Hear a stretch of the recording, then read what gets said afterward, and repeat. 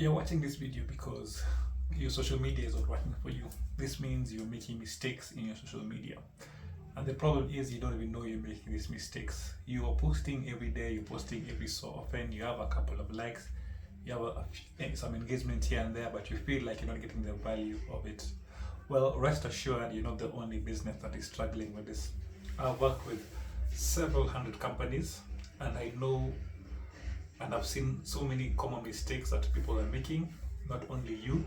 And in this video, I want to help you define your mistakes and help you get better with your social media, and then move it from just being a thing for fun, but to be a profit-driven channel or venture for your business. And with that, we can begin. The first mistake I see every business that does is their presence on how their profile appears.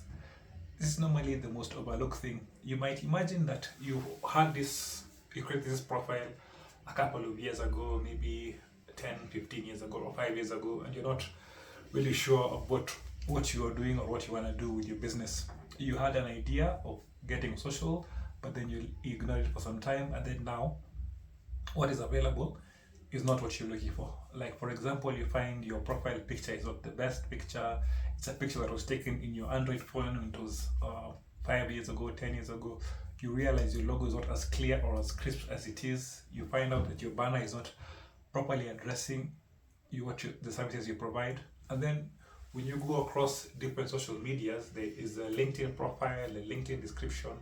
It's very different from what's on Twitter, what's on Instagram, and then what's also on Meta properties as Facebook as well. So there hasn't been, you didn't have the proper time, or rather you haven't made time to change your profile with the times and to address each and every profile description and how your thing appears, how your brand or business appears on social media.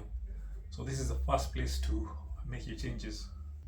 Another mistake that businesses do that surprised me the most is in everything that a business does, there's normally a plan, there's normally a direction. But when it comes to social media, it's left to the marketing department or the marketing team to come up with their own agenda. You realize that there is no proper strategy involved in the social media. Like, what is the social media there for? Are they doing it to drive traffic? Are they doing it for brand awareness? Are they doing it for getting leads? Are they doing it for getting sales? There's no clear defined purpose. There are reasons for doing it here for sure.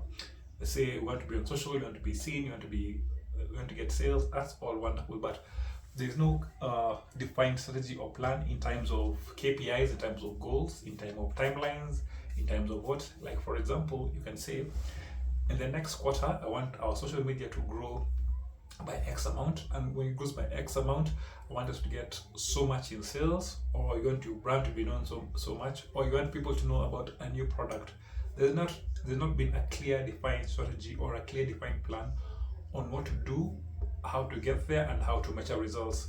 It's very interesting and very weird to me that most of these things are being is done through winging. So yeah, this is something that companies should properly look into. Another thing that is related to the strategy is consistency in posting. You realize that many companies are very inconsistent in their posting. They don't have a dedicated person to do it. Maybe it's the owner of the business, maybe it's the marketer who's overwhelmed with so much things to do, or maybe an intern who works for a couple of months or a couple of years who's been tasked to make the thing lively, but when the guy goes, nobody takes over from where he goes. So you find that for a month there's consistent posting, maybe every day, every other day, or maybe twice a week, and then when the individual gets caught up, nothing, crickets, it's all silent. So you find or you realize there are gaps in times when nothing has been posted. So why this affects your social media activities is inconsistencies. So two things or two interfaces will be affected. If you think about the algorithm will go like, this person is not consistent with their posting, so there's no need to push the stuff or to get more engagement. And then the number two, think about your audience. Your audience who expects subconsciously information from you, or they're happy to see posts from somebody they like, or somebody or a content that they want to properly engage. If you're not if you're not posting as often, your audience forgets you, because it's simply said, out of sight, out of mind. Many businesses ignore the power of data. You find that you yourself, as well as other companies out there, do not know that there's a ton of data that's available with the social media platforms. Each and every platform has somewhere where you can invest and look at your analytics. You will find that your business has, like Facebook has an analytics page where you can find likes, number of likes, you can find number of followers, you can find the engagement in terms of comments, shares, and DMs. So many people don't look at these figures and they're not able to see how well they're doing or how badly they're doing. Like, for example, if they are to put a post and just normally ignore, they don't know how good the post is performing or how bad it's performing, or what type of content is working versus what the type of content that's not working. If you get plenty of likes or plenty of comments on one post, that means there's something that you need to leverage on and lean heavily on and get more interaction and more engagement. Well, other things or other metrics that issue is very important that you should look at is likes, comments, shares. So the primary ones, and then the more deeper ones are conversations, leads, cost per acquisition, return on investment, so that you know you're moving in the right direction. And also, when it comes to justify spend or justify use of social media, you can easily say our engagement has been growing from point A to point B, our number of comments have grown from point A to point B, shares in the platform has grown from this to that. And even you can go as much as saying the number of leads that we're getting since we started posting are so much, and now they are this amount. So it can show a form of growth or a form of lack of growth. So that means you need to change. But with this information and with these tools available, you can properly easily make a decision with the marketing manager, the CEO, or yourself. You go like, is it worth it or is it not worth it? Other tools that are not available directly on the platform are social listening tools.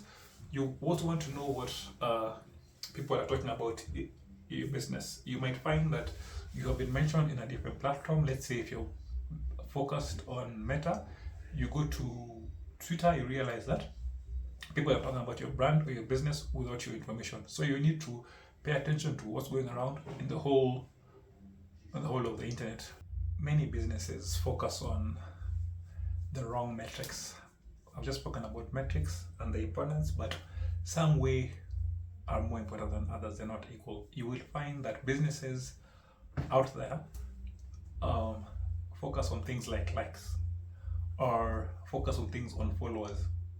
All these are important, but they're not very, very important. They're not such your end goal. It's not what you're into social media. The reason why in social media, you're here to get sales, you're here to get engagement. That leads to sales. So think about this way. A business might have so many likes, but little interaction in terms of conversations that leads to sales. You might find a business has so many followers, but nothing. So many likes, but they don't translate to anything. And many marketers hide behind this and say that our business has so much likes and somebody feels good because it is a vanity metric. But at the end of the day, you're trying to grow your business in terms of leads, in terms of sales. What you need to focus on when I talk about engagement is building relationships on social media.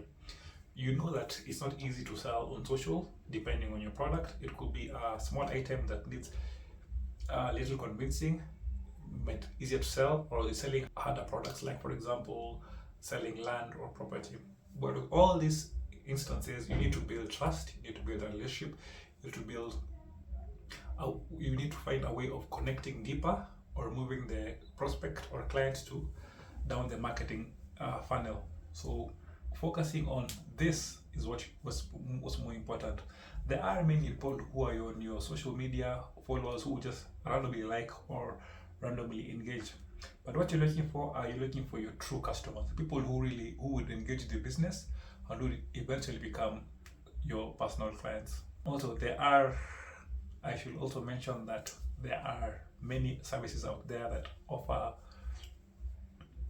uh, followers for a certain amount. There are many businesses on Fiverr that say will give you 10,000 followers, 10,000 likes for X amount of money.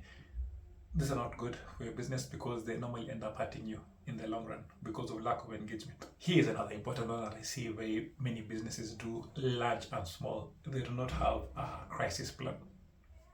Eventually, when you're running your business or when you're in business, you will end up making a mistake. It can be inadvertent, or or somebody could have just happened, then problems, right? But then many businesses don't have a solution or a proper PR team to make sure things are okay. They just leave it be, or they ignore it. And sometimes it's even made worse by having a half-hearted response to the current crisis. I remember recently I met a business who was struggling with negative press from a certain prominent blogger. So they tried to contact the blogger, they tried to take legal action to get him to remove the post, but the blogger just kept making it worse, posting and reposting and just saying how awful these guys are. And we also know that we have to pay attention to the fact that bad news spreads way faster than good news. So they were left in a big problem. What I advise them is to have a proper reaction, a proper strategy to the negative campaign. Whatever is being said, they should prove otherwise by having testimonials from their clients or having an educational post of what this person is saying is not true, and then push positive images or positive content on their platforms. So even though there is somebody talking negatively about them from this side or this platform, there is positive information coming from this other side. Also, it is very important to just go like, yeah, we messed up, we are sorry, we're trying to do better. This form of heartfelt apology or trying to make amends makes a very big difference. It shows people that your company is run by human beings. You care about your reputation, you care about your clients, you care about the industry. This is very important, and weirdly enough, guys don't do it. Like your business, I'm sure you're on very many platforms. You're on Facebook, you're on Instagram, you're on LinkedIn, you're on Twitter, and then you're on YouTube, which is all well and good. But do you treat them differently? Do you post separate content for this? Do you post separate content for this? Or is it all one thing for everything? Well, I'm not surprised, or I'll not be surprised to realize that you have one piece of content that you put everywhere, hoping that it sticks, which doesn't work because every platform could have the same audience but a different intention. Like I am on LinkedIn, I am on Twitter, and I am on Instagram. When I'm approaching each and these different platforms, my approach is different. My expectation is different. I'm on LinkedIn for professional stuff, for business and everything. I'm on Instagram for the visuals, the everything. I'm on TikTok for the memes, the short videos, the entertainment. I am on YouTube for long form content. I'm on YouTube for entertainment. I'm on YouTube for very different purposes. So posting everywhere the same thing doesn't help unless you sit down and set a piece of content, go like, this goes for Instagram, this goes to Facebook, this goes to this platform, this goes to that platform. And sometimes it might wear your marketing team thin or your social media team thin. So I would advise just focus on your best platform. Like for me, since I'm mostly B2B, my focus is on LinkedIn and on YouTube because that's where I get more value from my social media efforts. There are tools out there that tell you would help you post across different platforms. They say, like for example, I know Zoho CRM connects with your Facebook, connects with your Instagram, connects with your LinkedIn, and you can post the same content. That is very convenient and very fast. But then again, you're posting the same content to different platforms, which might not work out. Also, a different problem is because of character limitation. If you have a long form post, that one would only work well with LinkedIn or Facebook or Instagram, but when it comes to Twitter, it'll be cut short because of the character limitations. So when you're posting content, just think of what platform you're using and how it will be benefit you as a business. This should have been my first point. many businesses prioritize selling over building relationships. Yes, the end goal for social media is making sales. The end goal is to be profitable, or otherwise, why are you there? But in the process of being profitable, or the process of getting clients, you forget the purpose of social media. The purpose of social media is forming relationships with your clients. It's from knowing somebody who doesn't, it's getting to know somebody who doesn't know your business, who has never interacted with you, gets to find out about your offers, your sales, your business, and take them through the buying cycle for them to be eventually your clients. So your focus or your interest should be building that relationship. So this comes in forms of the content that you build. You can have inspirational content, you can have educational content, you can have entertaining content, and then at the end of it all, you can have your sales content. So by the time you've convinced somebody that, number one, you're credible, number two, you are relatable, they have trust and they have built a relationship for you to ask them to buy from you, they go like, yeah, I can buy from this because I feel like I know this business. They know me and they understand my challenges or the things that I'm trying to solve. But you find, like most businesses, 90% of them are sell, which doesn't translate to what they're looking for. Another simple illustration for this same point is, imagine meeting your spouse.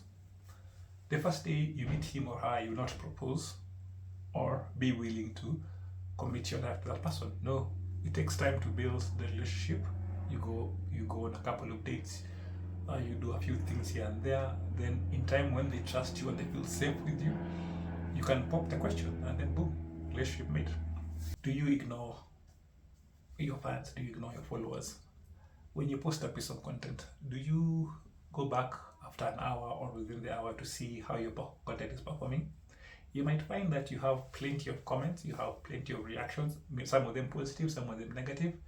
And if they're negative and you answer them as quickly as possible, you'll be way better off than just ignoring the content and letting it build and grow and getting more negative resentment. For example, on YouTube, as soon as you see something like some negative comment or negative feedback, address it as quickly as possible. If you don't, the comment will grow. You'll find that your comment section has become longer, talking badly about your business or your service or how not good you are. And you look like you're aloof, you're ignorant, or you don't care about how your audience is reacting to you. So when you post content, always stick around for maybe an hour or two, see what people are saying, and come back to it maybe after 6 hours or at the end of the day to respond to see what people said. On top of that, there could be sales opportunities that you're leaving on the table.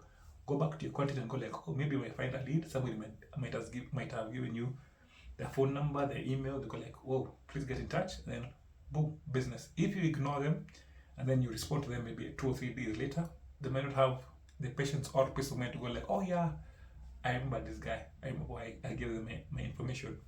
So it's very important for brands to be responding as soon as possible. Well, to reassure you, I have made this same mistake. I have posted and I've gone on with my life, and then I realized 2 weeks or 3 weeks later that, oh my god, I should have responded faster, and I've gotten a better response to this. The best people to post for you are your employees on their social medias, on their personal social medias. The word comes out different, the message comes out differently when it comes from an employee rather than the brand page. When your employee talks well about your business, people feel more comfortable and love the response from this. And even your content goes further or is even shared further, because people relate to people easier than before they relate to businesses. So I would advise to take advantage of your number of employees. Could be 1, could be 10, could be thousands. These are the guys who are going to make your content grow and flourish. Imagine you have 100 employees or say 50 employees. You put your post up there, then they all immediately like, share and celebrate it. These are signals to the algorithm to take your content even further than where it will have been or where it will have died.